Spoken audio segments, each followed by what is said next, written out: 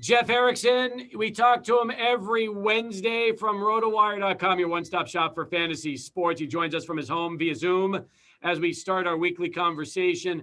First off, Jeff, good to have you back. And, man, some great fantasy baseball stories right now. There are some players that are absolutely on fire.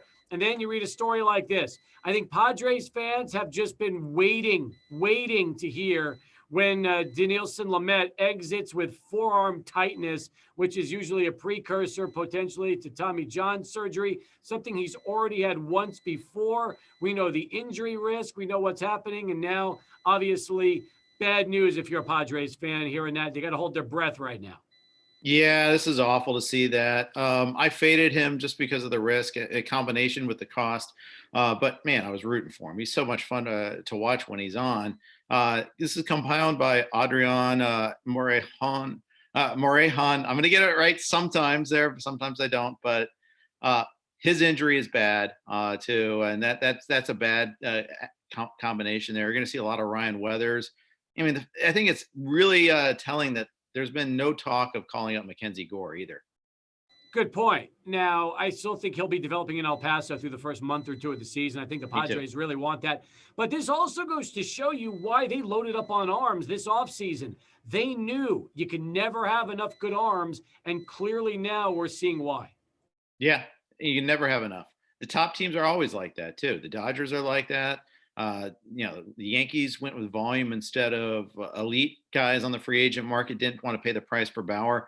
Instead, they went and got multiple guys. And I think that's probably the right decision, although the Yankees have other issues going on right now, mostly offensively, not with their starting pitching staff is the funny part about that. But yeah, it's tough. It's really tough. And it's tough to get that enough depth to kind of wade through that there. You can never have enough pitching. I traded away Nick Senzel in an offseason deal for Clint Frazier, thinking, all right, I'll just gamble on one with the other. And so far, they're both hitting under 200. Senzel started hot. He hasn't found a hit in about the last week and a half. Frazier can't seem to figure out how to hit a baseball, and maybe it's because he's got Gardner right over his shoulder again this year in New York, and obviously the Yanks have trust issues with a guy like Clint Frazier, and that's otherwise they they wouldn't have been bringing Gardy back year after year. Yeah, you pretty much nailed it. I was going to say it's hard to hit well when you've got like one eye over your shoulder like that, looking around to see who's playing for you. That's tough. Funny thing is, last year, left alone, he hit really well. Was a key part of the middle of their lineup. Gets off to a slow start, and everybody else has gotten off to a slow start in the Yankees too. But yet he's the one that pays for it.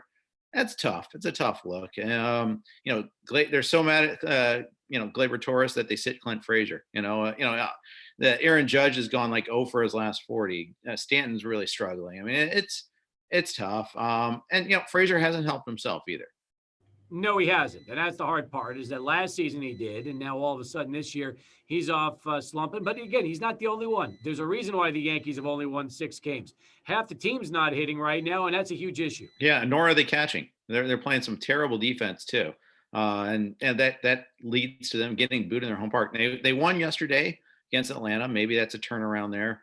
Finally saw Aroldis Chapman. He exists. It's one of those things where a lot of closers have barely had any save chances there, and he finally nailed one down yesterday. Let's weigh in on a couple of second basemen right now that probably were not necessarily drafted by fantasy rosters, but teams are picking them up quickly. Zach McKinstry of the Dodgers and Jazz Chisholm of the Miami Marlins. Between these two guys, between Chisholm and also McKinstry, who are you siding with and why? I think Chisholm's the better long-term play. McKinstry's probably better right now in the short term, but it's Chisholm. He runs too. Speed and power. It's a lot more volatile. I would say that. I'd caution you with that. That Chisholm could really slump. He did when he got called up last year. But this is a guy that the Diamondbacks traded to get Zach Gallen. This was a big challenge trade. And everyone's like, how can you trade away Gallen? Well, now you're starting to see why, because you can see what Chisholm can become. This is a guy that could be an elite shortstop someday. Rojas is, obviously the starting shortstop there now. Had a 4-hit day yesterday. Chisholm batted leadoff today, though. He's got a lot of skills. And he's fun to watch too. I think long term you want Chisholm. I think McKinstry is obviously a little bit got a higher floor, but a much lower ceiling. Is Chisholm our first Jazz in Major League Baseball history? think so. I have not. It's something I haven't looked up. I know there's the golfer Jazz, but and I'm not even going to try to pronounce his last name. But I don't know of any other professional athlete named Jazz. I don't either, but he's going to be a pretty popular one in Miami for probably the next decade if he keeps doing what he's doing and just gets better and better. Remember, we've heard about him since his minor league career in Arizona. And, one thing I'll say about, the Marlins and Derek Jeter, he has an eye on young talent. And so far, some of these guys are really developing nicely in the system. Yeah, they are, and it's they kind of had a long term plan. And the thing is, they were criticized roundly for how they kind of tore about the team when Jeter and his group bought it. But that was part of the thing, was they wanted to have a foundation. I get it. I'm friends with Craig Mish, who does a lot of reporting for MLB.com on the Marlins. And he was convinced all along, hey, this is a ownership group that wants to win. It's just they had to kind of look at a long-term path for it there. Let's talk about other guys that could be on the helium watch, like JT Brubaker for the Pittsburgh Pirates, their starting pitcher. Yeah, he's pitched really well. He's had a couple of really nice matchups. Got through the one against the Reds, only went 4 innings in that one, but then he faced the Cubs, locked that one down pretty well. He's a prospect. He's a guy that is on a tough organization. It's going to be tough for him every week in, week out, but he's got some upside. And, being in the NL Central is not a bad place to be. No doubt about it. No doubt about it. Now, as far as another name of somebody that is getting a lot of play as far as roster additions go, it's Anthony DeSclafani. Now, you know a lot about him from his Reds days, but what is it about the Giants just getting reclamation projects and being able to turn them from around? The Reds, no less. Gossman, too, Kirk Casale. They got a lot of former Reds on that roster right now. Good ballpark. I think that they do well pitchers, but so do the Reds. It's the funny thing is the Reds are pretty good at reclamation projects as well. DeSclafani had a hard time staying healthy in Cincinnati. And then last year, he really struggled with his fastball. And that was a problem. And he's always had a problem with lefties. That's the thing to watch for with him is, can teams stack up lefties against him, and how do they do against him? But so far, so good with San Francisco. Hey, meanwhile, are you just loving the start from Corbin Burns? I've got him in so many leagues. I drafted him and just knew this was coming. And I didn't, even as excited I am about Burns, I didn't expect him to be doing this out of the gate. No, I didn't either. I expected him to be really good, but I expected him to still walk guys. He hasn't allowed a walk all season long. But he had a 10% walk rate last year. That's one of the reasons why I wrote that I thought he's getting drafted too soon. I thought they'd be a little judicious with how deep he goes into games. Maybe you have a lot of 4 innings, 5 inning starts. Neither of those things have been a problem. The level of competition was the other thing. Faced exclusively Central Division teams, like every other pitcher in the Central Division teams last year. And you thought, okay, well, that was a weaker lineup, secret set of lineups. There'd be some regression. So far, he's progressed, not regressed. He's been amazing. I mean, that's just the best way to put it. He has. He's been lights out. And I'm looking right now at just all of the top pitchers in baseball fantasy-wise. And you've got really the big 3 right out of the gate. Burns, Bieber, and Musgrove. But Tyler Glasnow's not that far behind. Bauer's been off to a great start with the Dodgers. Garrett Cole and Jake DeGrom are doing what they're normally doing. And then, that next level of Yu Darvish and Julio Urias, maybe the one guy in that group that you were kind of wondering, could he perform well? His last start, 7 innings, 1 hit, 11 Ks. And you kind of wonder, is he going to become the next great Dodger pitcher? Yeah, he shut down the Mariners yesterday. That was fun to watch. And on the heels of a previous bad start against the Rockies, actually, where he didn't get out of the 5th inning, had a 3-0 lead going into the 5th, couldn't get out of that inning. He's always been that guy. Can he go deep? They've kind of treated him with kid gloves, but he's still young. That's the thing that's pretty amazing. People don't realize how early he got the call to the big leagues. That's what, it kind of changes our perception of him a little bit.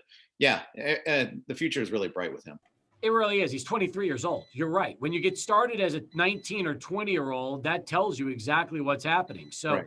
No doubt about it. As we continue right now with Jeff Erickson from Rotowire.com and talk a little fantasy baseball and get a cameo from our chief engineer, Daver, who's, thank God, going to finally be putting me out of that misery with the beeping noises. So thank you, Daver. I owe you one on that one, a big one. Bottom of the hour. We got more coming up in a moment. But before we get to Sports Center, give me your thoughts on Carlos Rodon. Is he throwing right now better than he has since his days at North Carolina He's throwing State? harder than in recent days. I think since his peak time at North Carolina State, this is the velocity he used to have, which, remember, at one point he was being talked as the first overall pick in the draft the year he was going to come out. I don't think he was a first round pick. Obviously, he wasn't the first overall pick, but he was close. And remember, this is a guy who was non-tendered by the White Sox in December. Every team in baseball had a chance to sign him. Instead, the White Sox signed him late to a deal in January. What a kind of a what if sort of scenario here. If he signs elsewhere, maybe he doesn't have that success, or maybe some other team's got this found treasure on their hands. You're like, oh my goodness, what happened? It's amazing. And this guy's gonna. This is a guy that has a huge pedigree. How did everybody in baseball just let this go? Jeff Erickson back with us right now from Rotowire.com, your one-stop shop for fantasy sports. And we're going to talk more about what they've got at Rotowire.com here in just a moment. First, though, we've talked about all the hot pitchers to start the year. Let's talk about some of the batters right now. A lot of the usual suspects. I'm happy that Mike Trout is off to such a terrific start after what was no doubt probably the toughest short sample size of his career last year during COVID. Mitch Haniger's healthy, and he's been hitting really well right now. 315 for the resurgent M's coming out of the gate strong, and Haniger looks like the guy he did a couple years ago. Yeah, and keep in mind, he's been through a lot. It's kind of the trials of Job with him. And now he left alone to be healthy, finally, he's producing.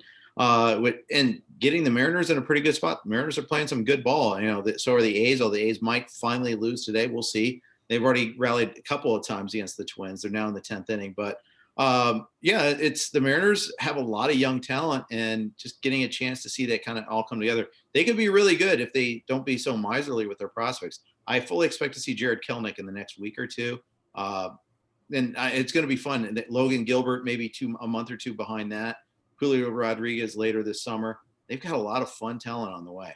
They sure do. Meanwhile, AAA baseball is 2 weeks away. That starts 2 weeks from tomorrow in the Pacific Coast League, and we're excited just to get that going again so we can start watching guys here in El Paso and around other minor league cities.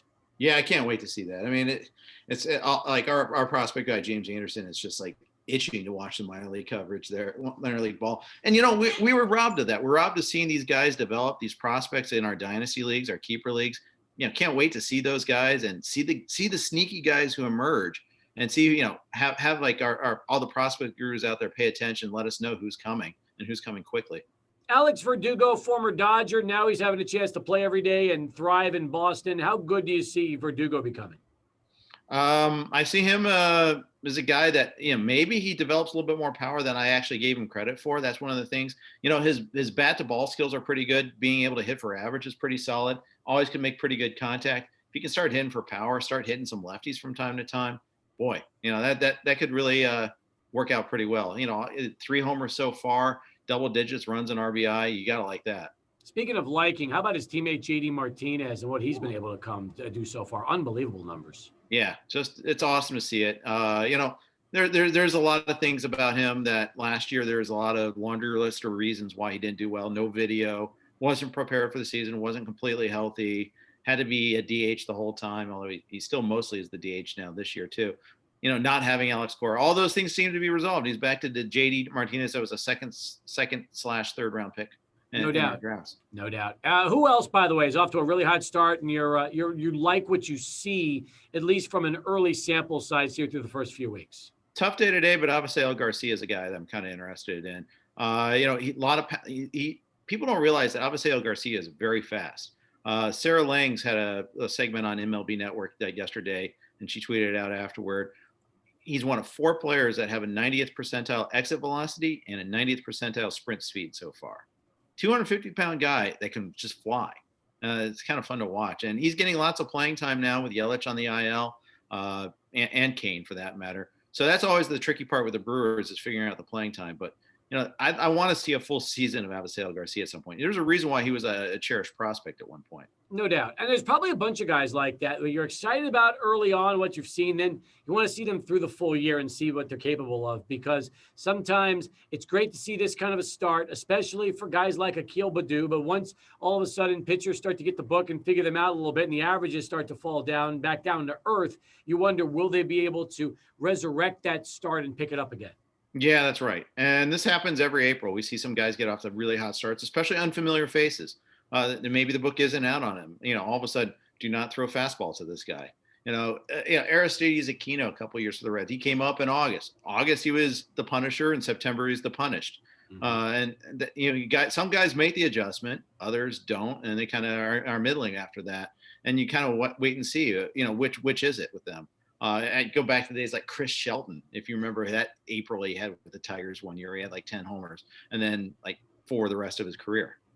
You've got a lot of material up on the website right now. Bernie on the scene a couple of days ago with his corner infield trade targets. You got the barometers for both major and minor league baseball, the DraftKings daily breakdown as well, the injury report. There's just a ton of material over just the last 24 to 48 hours at rotowire.com. Yeah, that's right. And for baseball, for football, basketball, hockey, golf, you name it.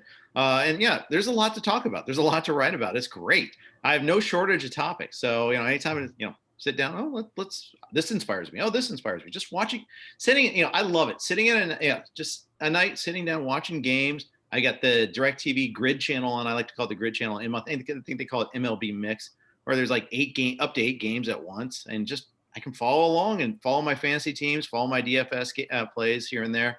I see what's working and see what's not. And then something unusual happens. Every day in baseball, there's something wild that happens. How many games, honest to God, can you watch on a TV monitor or a computer screen at the same time and not have like brain overload for you? Well, I need to step away every once in a while, but, I'll watch the 8 at once. I actually have 2 TVs in here, so I could theoretically watch 9 altogether. But I usually at 3 or 4 is ideal. I'd like that. Maybe 5 or 6 is a good size slate, and kind of just flip around. That way you're never stuck like listening to a commercial. Just flip around a little bit there. But sometimes you need to. That can be exhausting if you get no breaks at all. Sometimes you need like that little break so you can step away, get some water, go to the restroom, whatever. Just got to step out a little bit. Football Sundays are the same way. Speaking of football, how is RotoWire handling the draft next Thursday? Well, we're excited about it. Our top guys are going to be, posting updates on every pick. We'll have a lot of social media reaction as well. Good podcasts each day after the draft. A lot of videos we're doing now too, and kind of get everybody kind of psyched for that. And people are playing best ball leagues. They're playing other stuff already right now, even before players land. After free agency, I think that got started in earnest. There'll be another wave right after the draft too. So if you time your rotowire.com/free 7-day trial, if you've never done it before, do it this weekend. That'll get you all the way through the draft, and you get a chance to get all the latest from RotoWire's experts. Yep, that's right. And then hopefully you like it so much you want to subscribe. Absolutely. It's as simple as that. All right. Yeah. It sounds so easy, Jeff. And hopefully we get more and more people from El Paso understanding what we've been doing every week for the last, I don't know how many years, and they'll jump on board the RotoWire bandwagon, since there's always room for somebody new. Yeah, absolutely. And if you got any questions, just hit me up on Twitter at Jeff_Erickson. Sometimes it may take a while just to get back, but I will get back to everybody to ask a question. And hopefully you like what you see, and we'll get you going and win some leagues. If you're a Reds fan and you ask Jeff a Reds question, you will probably get an answer faster than otherwise. Yeah, except for, and you can even ask why I'm a Reds fan, out here in California if you want.